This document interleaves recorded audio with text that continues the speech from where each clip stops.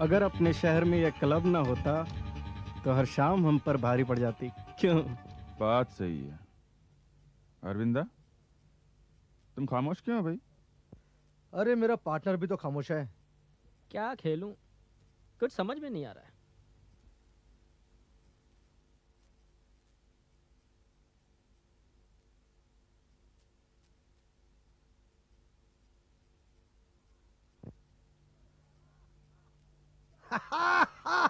क्या बात है फनिश, क्या पत्ता फेंका है यार। अगर ये पत्ता नहीं फेंकता ना तो अपनी बाजी नहीं थी। चल पत्ते बाट। क्या यार, फिर जीत गया? आप इस क्लब के नए मेंबर हैं? इस क्लब का ही नहीं, इस शहर के लिए भी नया हूँ। लगता है आप ब्रिज के बहुत अच्छे खिलाड़ी हैं। हाँ, बस खेल लेता हूँ। आप खेलिएगा, बैठिए ना। नहीं नहीं, आप लोग खेलिए, मैं बस यूं ही। नहीं, मुझे भी कहीं जाना है। कैसे पॉइंट है? 1 रुपया पॉइंट चलेगा? जैसे आपकी मर्जी। आइए। आपका इनसे परिचय करवा दूं। ये है मृगेण, नमस्कार। वो है अरविंद, नमस्कार। और ये है मधुमेह सूर, नमस्कार।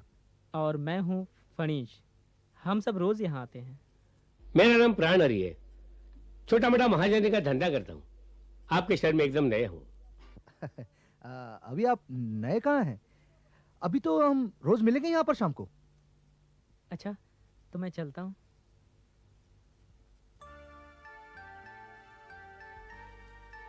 अच्छा, तो आप लोग ब्रिज के अलावा दूसरा कोई खेल नहीं खेलते? दूसरा? आपका मतलब दूसरे खेल से? पोकर या रनिंग फ्लैश? नहीं नहीं, जुआ खेलना एकदम मना है। ब्रिज जुआ नहीं है ना। जिसने भी ताश के खेल का आविष्कार किया है, बहुत सोच समझ कर किया है। मतलब? ताश एकांत में और अपनों के बीच खेला जाए तो ज्यादा मजा आता है। हमारे लिए तो यही एक जगह है, और कहाँ जाए? आइए ना आप सब मेरे घर, फ्लैश खेलेंगे। खेल में पैसा ना लगे तो खेल खेल जैसा नहीं लगता। हाँ, बिल्कुल सही कहा आपने। अच्छा, आप रहते कहाँ पर हैं? यही शहर के बाहर पुराना माइंस के रास्ते पर मेरा घर है। अच्छा ठीक है, किसी दिन चल चलेंगे। किसी दिन क्यों, कल ही आइए ना। आइए आइए, मैं आपका ही इंतजार कर रहा था। आप समय के बड़े पाबंद है। आइए। मकान आपका बहुत आलीशान है। हाँ, सजा सजाया मिल गया। बैठिए ना। Thank you. यहाँ अकेले ही रहते हैं? हाँ, अब तो अकेला ही हूँ। कब शादी हुई, कब पत्नी गुजर गई, पता ही नहीं। कटक शहर में रहता था, वहाँ कुछ अच्छा नहीं लगा, इसलिए सब कुछ बेच बाच कर यहाँ चला आया। बस दिन काट रहा हूँ। और खाना पीना?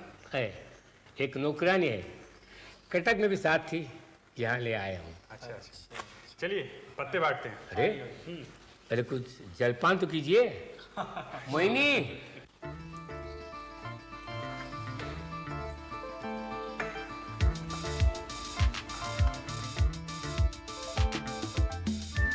ये मोहिनी है, खाना बहुत अच्छा बनाती है।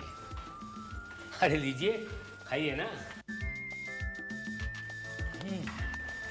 कटलेट तो आपने बहुत ही अच्छा बनाया है। चलो अब खेल शुरू करते हैं।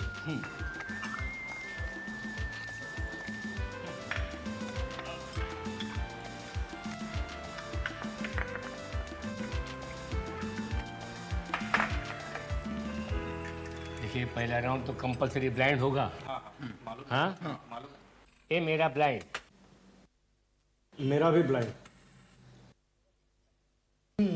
मेरा भी ब्लाइंड। मेरा 2 रुपये ब्लाइंड। बैठ।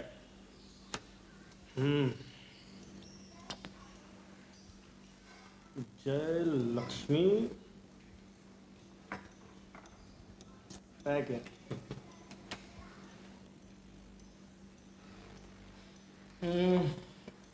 शो। पैसे डाल। हाँ।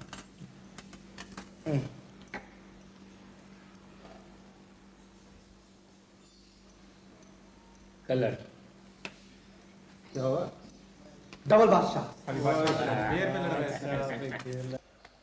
पैक।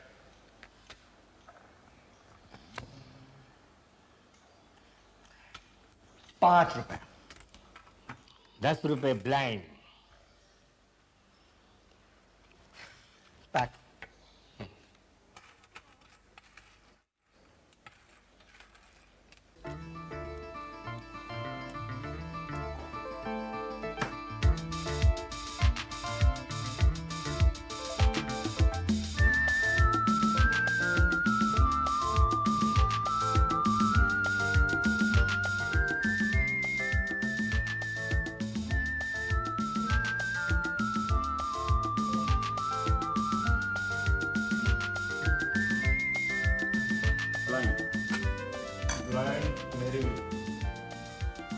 अब मेरी भी ब्लाइंड। ब्लाइंड 2 रुपए। ब्लाइंड 2 रुपए ब्लाइंड मेरी भी। 2 रुपए ब्लाइंड मेरी भी। 2 रुपए ब्लाइंड। मेरी भी 2 प्लेट। ये क्या हो रहा है? आप पत्ते लगा रहे हैं? क्या हुआ? प्राणी बाबू ने एक पत्ता हाथ से नीचे फेंका। नहीं मेरी बात सुनो। इनके हाथ में 4 पत्ते कैसे आ गए? नहीं, बात सुनो मेरी। पत्ता तो प्राणहरि बाबू ने बांटा था ना। इसका मतलब ये पत्ता लगाते हैं। ये बेईमानी है। नहीं मेरी बात सुनो। हम नहीं करेंगे अरे। नहीं देखो देखो मैंने जबरदस्ती नहीं लिया भाई साहब। हाँ हाँ? और मेरे तो 3 निकल गए। और यार ओहो, अरविंद तो हमेशा अंदर घुसा रहता है यार। अरे ये रोज का धंधा है, पता नहीं अकेले में क्या बातें करता रहता है। मुझे तो लगता है ये साला मुहन्नी पर लट्टू हो गया।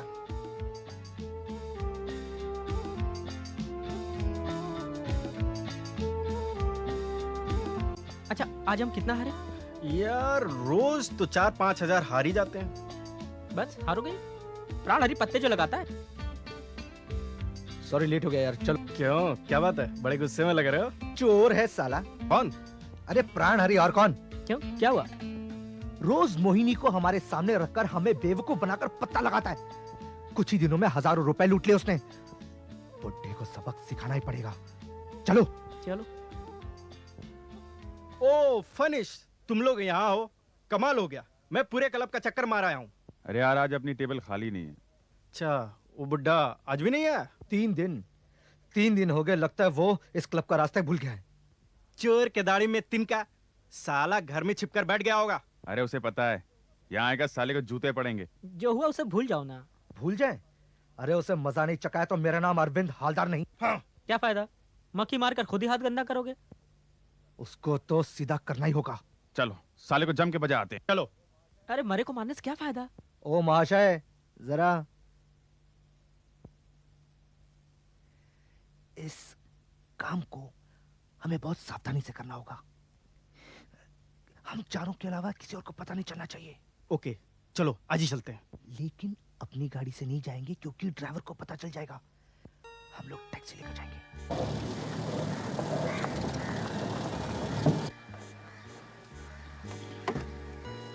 आप जरा टैक्सी घुमा के रखिए, हम लोग अभी आते हैं।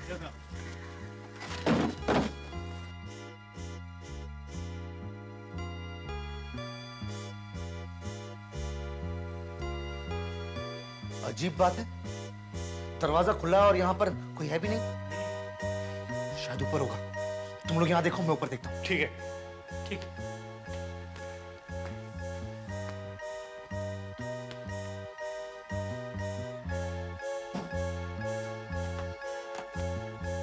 ये बता, ये बुड्ढा कहाँ गया होगा? शायद ऊपर होगा। नहीं पहले अरविंद को तो आ जाने दो। ऊपर तो दरवाजा बंद है, शायद अंदर कोई नहीं है। हो सकता है कहीं अंधेरे में छिपा बैठा हो। ऐसा करते सब लोग अलग अलग देखें। ठीक है।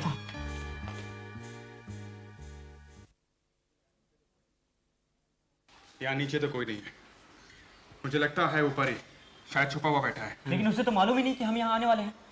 डर तो वो उसी दिन गया था जिस दिन मैंने उसको धमकी दी थी। तो चलो ना फिर ऊपर जाकर देख लेते हैं। फायदा, दरवाजा तो बंद है। अरे एक बार देखने में हर्ज क्या है। चलो चलो।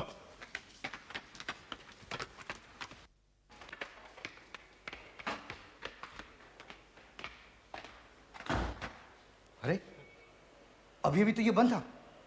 कोई बात नहीं, चलो अंदर चलो। चलो।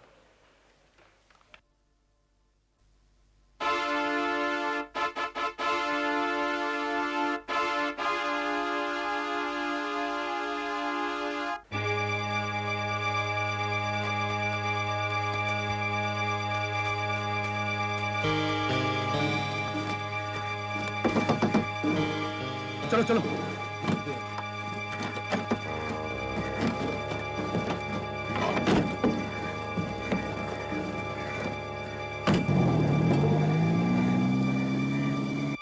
अरे आप? इंस्पेक्टर बराट। हाँ आजकल मैं इस थाने का इंचार्ज हूँ। इसके पहले आपसे एक केस के सिलसिले में मुलाकात हुई थी।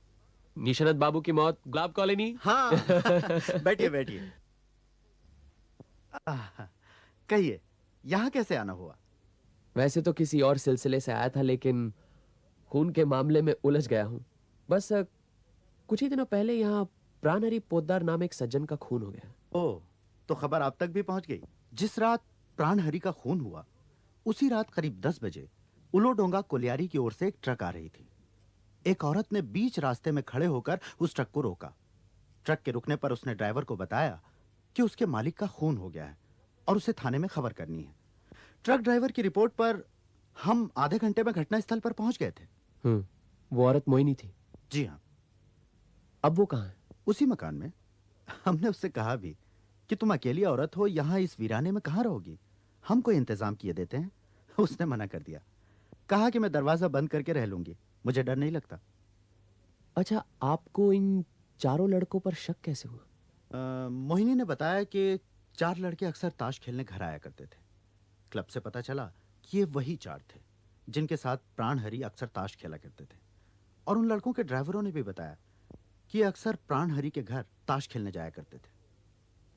तो वारदात की रात यही 4 प्राणहरि के घर गए थे, ये आप किस आधार पर कह रहे हैं? पूछताछ के दौरान उनमें से एक ड्राइवर ने बताया कि ये लोग वारदात की रात में करीब 8 बजे पैदल ही कहीं चल दिए थे और करीब 10 बजे लौटे थे।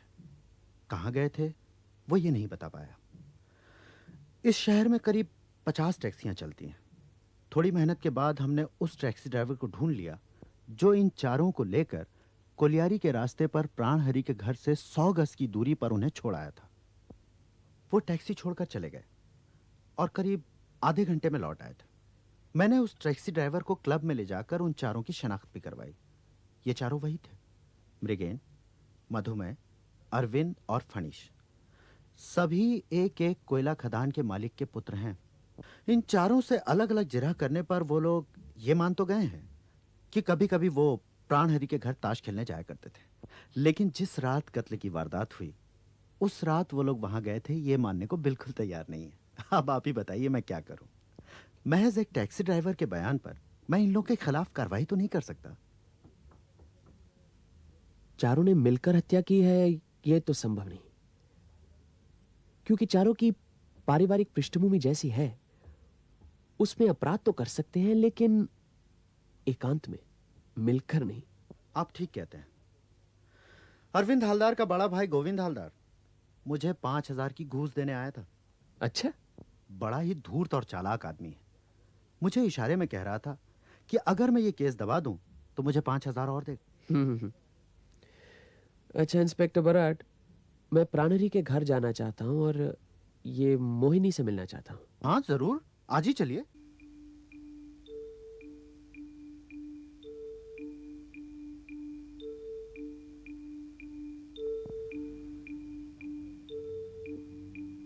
लाश कहां पड़ी थी? यहां, सर इस तरफ था।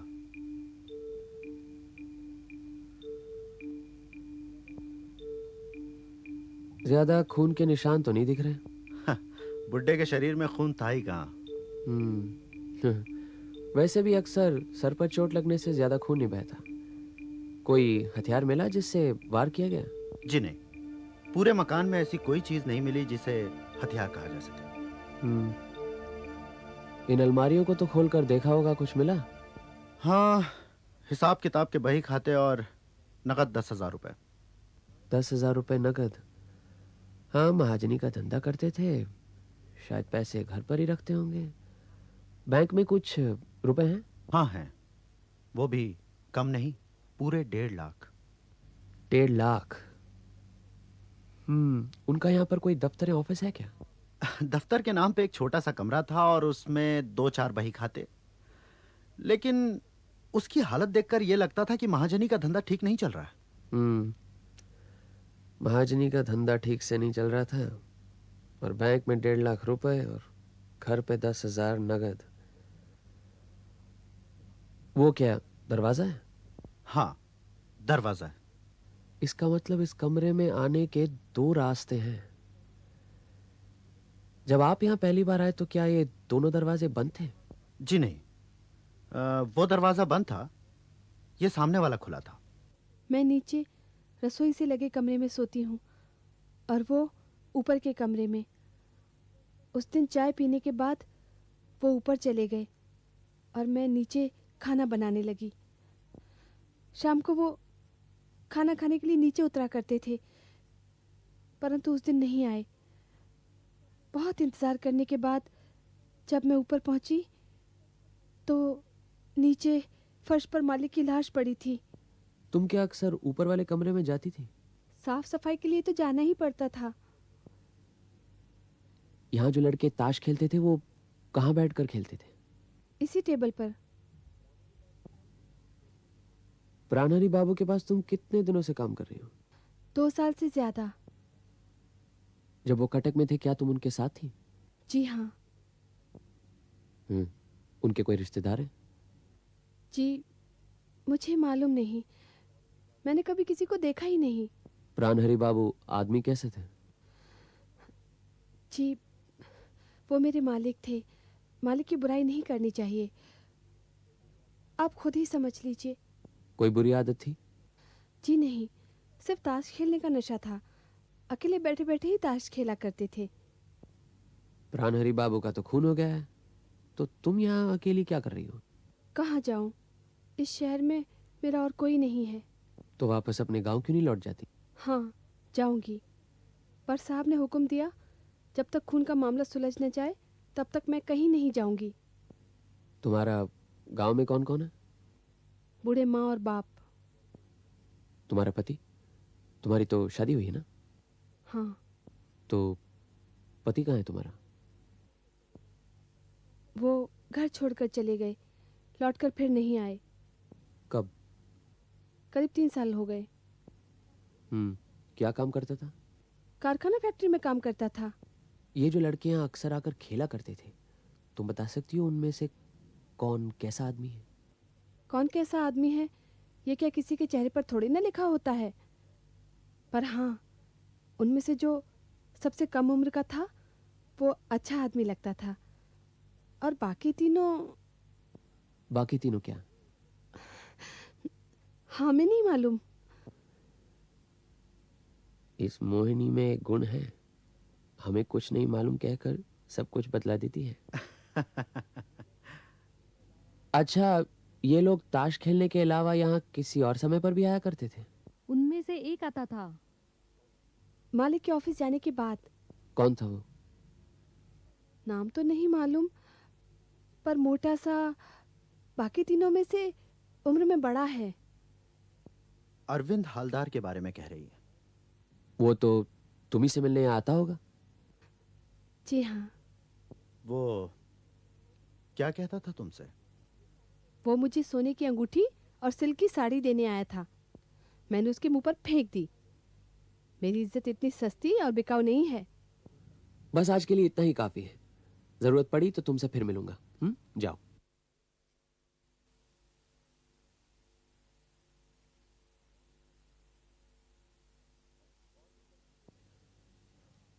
और भी कई चीजें जाननी है। हाँ हाँ पूछिए। अच्छा ये बतलाइए कि सर पर चोट लगने के अलावा शरीर पर चोट के और कोई निशान थे? नहीं। मृत्यु क्या एक ही वार में हुई थी? जी हाँ, वार सर के दाहिने हिस्से में हुआ था। हथियार किस तरह का था? ये कहना जरा मुश्किल है, पर हथियार जरूर लंबा और भारी था।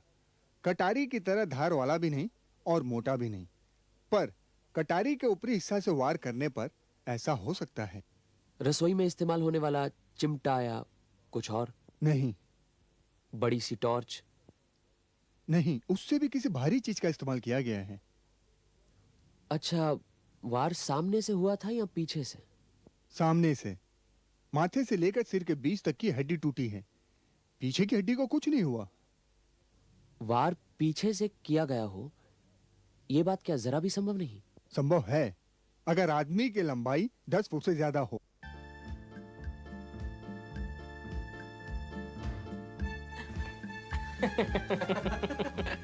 क्या डर गए? इसे रिफ्लेक्स टेस्ट कहते हैं। इससे आदमी कितना चौकन्ना रहता है ना, ये पता चलता है। तुम तो पास हो गए। कुछ पता चला? इस केस को ध्यान में रखते हुए 3 बातें सामने आती। एक तो ये कि हत्यारे को पैसे का लोभ नहीं था। मतलब कि हत्या पैसों की वजह से नहीं की गई थी। संदूक में पड़े हुए नगद 10,000 इस बात का सबूत है। दूसरा ये कि हत्यारा बड़े ही ठंडे दिमाग का आदमी था। और तीसरी बात ये कि मोहिनी जैसी लड़की के लिए तो कोई भी खून कर सकता है। आप बहुत देर से बही खातों में उलझे हुए हैं। मैं आपकी मदद करूं? इसमें तो सिर्फ पिछले 1.5 साल के हिसाब किताब वगैरह लिखे हुए हैं जब से प्राणहरि यहाँ है। लेकिन एक बात मेरी समझ में नहीं आ रही। क्या? ये खर्चे वाले कॉलम में पैसे पैसे का हिसाब लिखा हुआ है, लेकिन जमा वाले कॉलम में 35 रुपए टैक्सी। तो प्राणहरि रोज सवेरे अपने घर से ऑफिस टैक्सी में जाते थे, तो फिर टैक्सी के पैसे खर्चा वाले कॉलम में न लिखकर जमा वाले कॉलम में क्यों? यही है भुवनेश्वर दास, टैक्सी ड्राइवर, जिसने उन 4 लड़कों को प्राणहरि के घर पहुंचाया था। शायद इसे मालूम हो प्राणहरि को रोज कौन टैक्सी देता था। अच्छा, तुम क्या पहले आर्मी में थे? जी हाँ। सिपाही? जी नहीं, ट्रक ड्राइवर। तो टैक्सी कब से चलाते हो? 3 साल से। 3 साल से यहीं टैक्सी चला रहे हो? जी नहीं, यहाँ 1.5 साल से चला रहा हूँ। उससे पहले कलकत्ता में था। कहाँ के रहने वाले हो? जिला मेदिनीपुर, ग्राम भगवानपुर। और यहाँ कहाँ रहते हो? कहीं नहीं, टैक्सी में चलता हूँ। टैक्सी आपकी खुद की है? जी हाँ। अच्छा, उस रात उन चारों को आपने प्राणहरि के घर पर ही छोड़ा था? घर नहीं, घर से दूर कहीं सड़क पे उतरे थे। तो आपस में क्या बातें हो रही थी? आपने कुछ सुना? दबी जुबान में कुछ बातें कर रहे थे, पर मैंने सुनने की कोशिश नहीं की। शायद किसी लड़की के बारे में बात कर रहे थे। अच्छा, जब वो टैक्सी से उतरे तो क्या उनके हाथ में किसी प्रकार के हथियार थे? जी हाँ, एक के हाथ में छड़ी थी। और बाकियों के हाथ में और कुछ था? जी नहीं, कह नहीं सकता। आप यहाँ के सभी टैक्सी ड्राइवरों को अच्छी तरह जानते हैं? सभी एक दूसरे को जानते हैं, पर मैंने जान पहचान बढ़ाई नहीं। अच्छा, एक बात बताइए, जिस टैक्सी में प्राणहरि रोज दफ्तर आते जाते थे, क्या उस टैक्सी के ड्राइवर को पहचानते हो? मेरी टैक्सी में आते जाते थे। पर तूने मुझे अब तक बतलाया नहीं। आपने कहीं पूछा ही नहीं।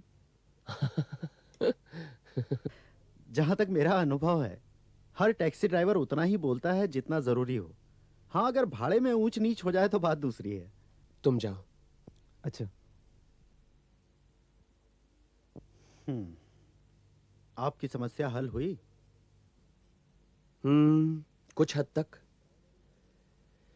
ये कह रहा था प्राणहरि बाबू बड़े सज्जन आदमी थे, लेकिन जो प्रमाण मिले हैं उनसे तो यही साबित होता है कि सज्जन बिल्कुल नहीं थे, बल्कि बड़े पेचीदा किस्म के आदमी थे।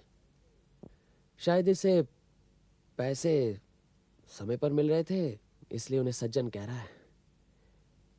लेकिन उन पैसों का हिसाब जमा खाते में क्यों नहीं है?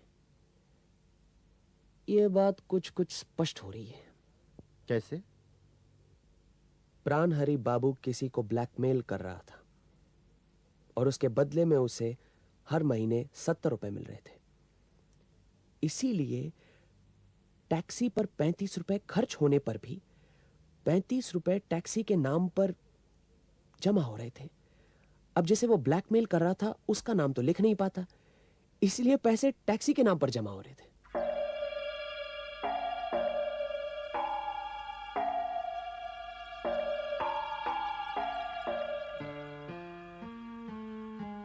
वो जो हमारी तरफ पीठ करके बैठा है ना, ताश के पत्ते बांट रहा है, वो है मधुमेह सूर। वो जो ताश उठा रहा है ना, वो है अरविंद। बाहर मृगेन को टेनिस खेलते देख ही लिया आपने। पावरफुल सर्विस है, बैकहैंड भी बढ़िया है। चलो। अरे अभी आए, अभी चले? मुझे जो मालूम करना था वो तो कर लिया। बस उनकी सेहत और हाथ पैर चलाने का तरीका, यही तो देखना था। और कहीं चलना है? मेरे ख्याल से कल इन तीनों के घर चलते हैं। ठीक है, तो मृगेन के घर से शुरू करते हैं। चलो ठीक है।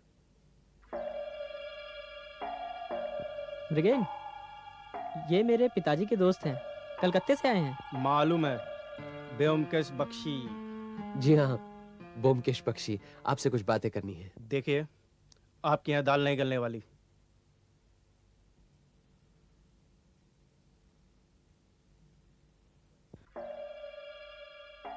बंद कर जरा। माफ करना मधुभाई बाबू, बेवक्त आपके यहाँ आदम के। मेरी समझ में यह नहीं आ रहा कि आप मेरे पास क्यों आए। देखिए, प्राणहरि पोद्दार की मौत के बारे में मुझे कुछ नहीं मालूम। अगर आपसे किसी ने यह कहा हो कि उस रात में उनके घर गया था, तो ये बिल्कुल झूठ है। मैं नहीं गया था। चल बे, दबा। टैक्सी ड्राइवर ने बयान दिया है कि आप भी वहां गए थे। टैक्सी ड्राइवर झूठा है। नमस्ते। अरे आओ फनीश, आओ। अरे कैसा ना हुआ? ये हमारे साथ। हाँ मैं जानता हूँ, आइए बैठिए। आप इतनी शिष्टता से पेश आएंगे इसकी तो हमें उम्मीद नहीं थी। क्यों?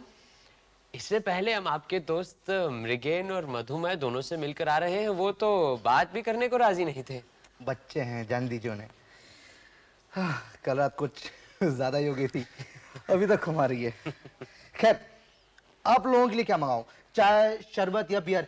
अरे गदाधर! नहीं नहीं नहीं नहीं, इसकी कोई जरूरत नहीं, हमें कुछ नहीं चाहिए, बस आपसे कुछ बातें कर ले, इतना ही काफी है। जरूर जरूर, पूछिए क्या पूछना है। लेकिन एक बात मैं आपको पहले ही बता देता हूं, फनीश ने आपसे क्या बतलाया मुझे नहीं मालूम, लेकिन प्राणहरि की हत्या की रात मैं वहां नहीं गया था। प्राणहरि की मौत के पहले भी तो आप वहां जाते थे? जी हाँ, जाते थे। हम चारों वहां जुआ खेलने जाते थे। जुए के अलावा वहां अकेले भी जाते थे?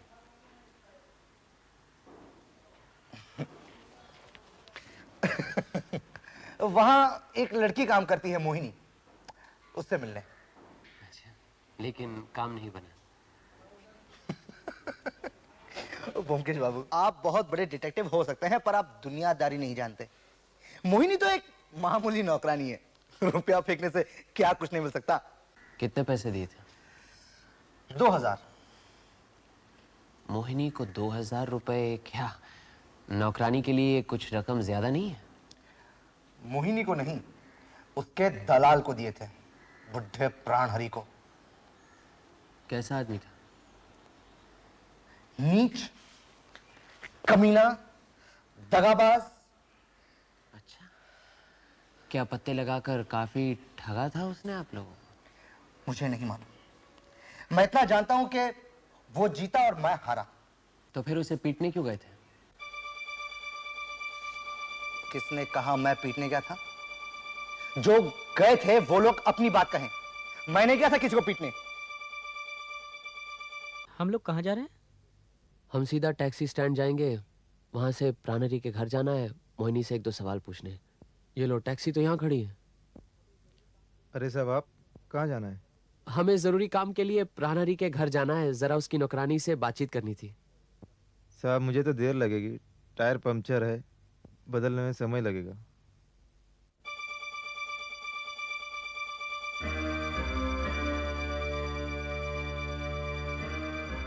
एक और टैक्सी आ गई, आइए। पनीस। हाँ? 15 और 35 कितने होते हैं? 50 क्यों? ठीक है, तुम जाओ जाओ, तुम जाओ। अरे ब्योमकेश बाबू, आइए आइए। क्या बात है, आज तो बड़े खुश नजर आ रहे हैं। बस सब मिल गया। मिल गया? क्या मिल गया? प्राणहरि बाबू का अकाउंट किस बैंक में है? अब सेंट्रल बैंक में। क्यों? इसका मतलब वहां पर सेफ डिपॉजिट वॉल्ट पे होगा। उसे खुलवाकर जो कागजात है फौरन मेरे पास ले आइए। बस यही कहने आया था, मुझे मोहिनी से जाकर मिलना है।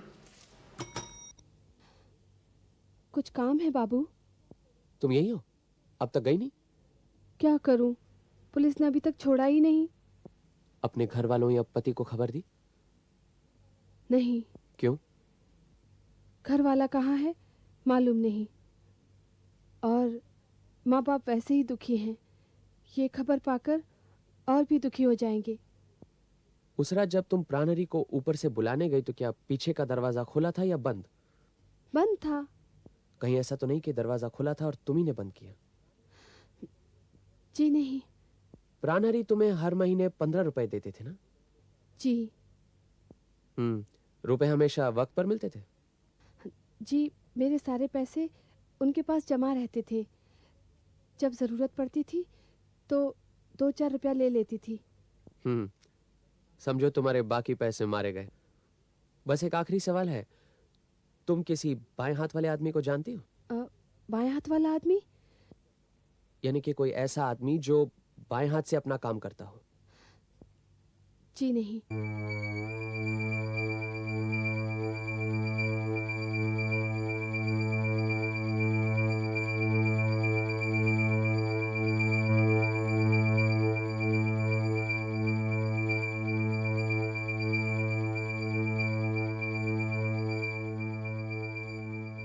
ये रहा तुम्हारा आसामी।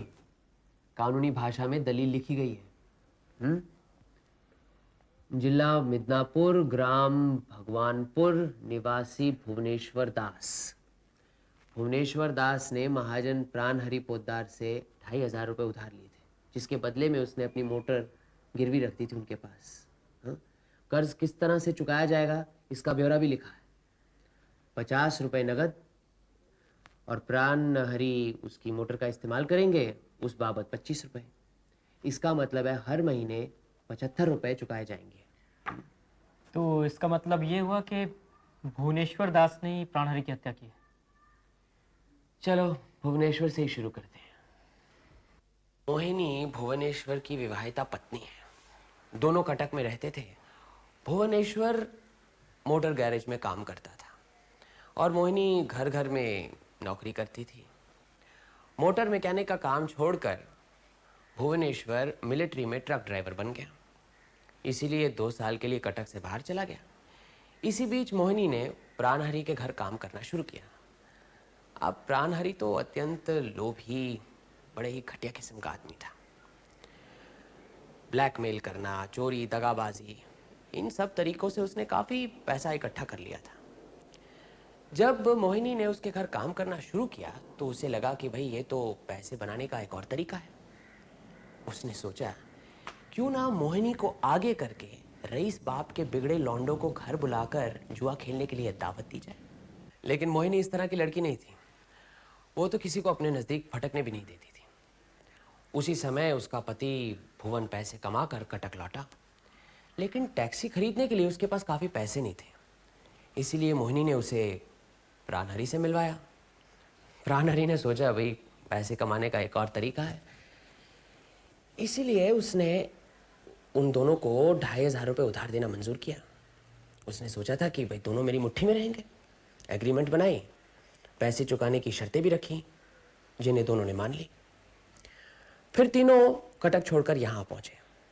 प्लान के मुताबिक प्राणहरि के घर 4 रईसज़ादे आने जाने लगे। तभी अरविंद हलदार की नज़र मोहिनी पर पड़ी, लेकिन मोहिनी उससे दूर ही रही और उसका पति वहीं पर रहने लगा। लेकिन प्राणहरि ने उसे अपने घर पर नहीं रखा, क्योंकि उससे उसके धंधे में खलल पड़ता ना। लेकिन मुझे तो पूरा यकीन है कि भुवन चुपके से ज़रूर मोहिनी से मिलता रहता था। शायद इसी दरमियान मोहिनी ने उससे कहा कि बुड्ढे की नीयत तो अच्छी नहीं है और बुड्ढा अरविंद हलदार से 2000 रुपये खाकर उसे अरविंद के साथ भिड़ा देना चाहता है। बस भुवन ने शायद फैसला किया कि बुड्ढे को खत्म कर देगा। फिर एक दिन तुम चारों ने प्राणहरि को सबक सिखाने के लिए उसके घर जाने के लिए टैक्सी ली। अब बदकिस्मती की बात है कि उस टैक्सी का ड्राइवर भुवन ही था। शायद टैक्सी में जाते जाते तुम लोगों ने मोहिनी का जिक्र किया हो या उन 2000 रुपयों की बात की हो। बस भुवन ने सोचा कि प्राणहरि को खत्म करने का यही एक मौका है। मोटर का स्पैनर लेकर वो भी पीछे पीछे निकल पड़ा। कौन? मैं हूं मालिक। क्या बात है, इस रास्ते से क्यों आए? हिसाब चुकाना है। अच्छा, अभी अभी तेरा ही हिसाब देख रहा था। पूरे 1500 बाकी है। आज पूरा हिसाब कर देता हूँ। अच्छा अच्छा। तू जानता है मोहिनी मेरी बीवी है और तू उसे 2000 में बेचना चाहता है।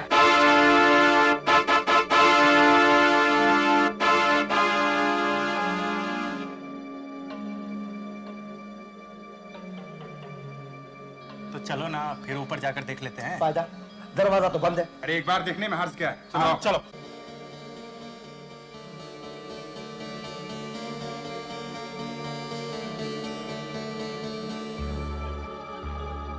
पहली बार जब अरविंद ऊपर गया तो दरवाजा अंदर से बंद था।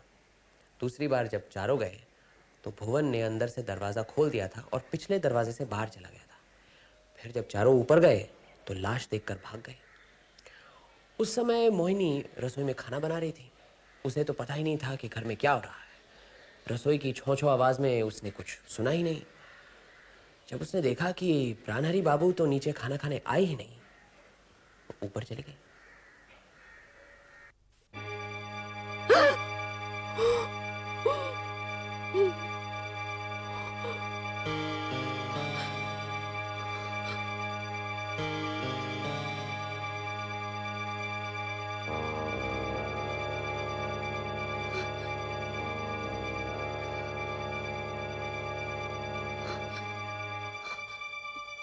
पोस्टमार्टम की रिपोर्ट और डॉक्टर के बयान से यह मालूम पड़ता है कि प्राणहरी का हत्यारा बाएं हाथ से काम करने वाला कोई आदमी है। अब प्राणहरी के माथे के दाहिने हिस्से पर चोट लगी थी, इसीलिए उसे मारने वाला जरूर बाएं हाथ चलाने वाला आदमी होना चाहिए। मृगेन जो टेनिस खेलता है दाहिने हाथ से खेलता है। अरविंद और मधुमेह भी दाहिने हाथ से ताश खेल रहे थे। तुम्हारी तरफ जब उस दिन पेपरवेट फेंका तो तुमने भी दाएं हाथ से पकड़ा, इसीलिए तुम चारों में बाएं हाथ से काम करने वाला तो कोई नहीं ना। फिर उस दिन जब मैंने भुवन को बाएं हाथ से रास्ते पर काम करते हुए देखा तो सारी गुत्थियां सुलझ गई। क्या खबर लाए हो इंस्पेक्टर? बुरी खबर है। मोहिनी वहां नहीं। भुवनेश्वर दास का भी कहीं कुछ पता नहीं। यहां से 30 किलोमीटर दूर रेलवे स्टेशन पर उसकी टैक्सी मिली है। पता नहीं बुरी खबर है या नहीं, ये तो नहीं कह सकता मैं। प्राणहरी पोद्दार जैसे लोग जब तक इस दुनिया में रहेंगे तो मोहिनी और भुवन का भी होना बहुत जरूरी है। क्यों? आप शायद ठीक कह रहे हैं, मगर कानून को हाथ में लेना अपराध है, सामाजिक अपराध। दोनों की तलाश जारी है। पकड़े जाने पर सजा भी जरूर मिलेगी।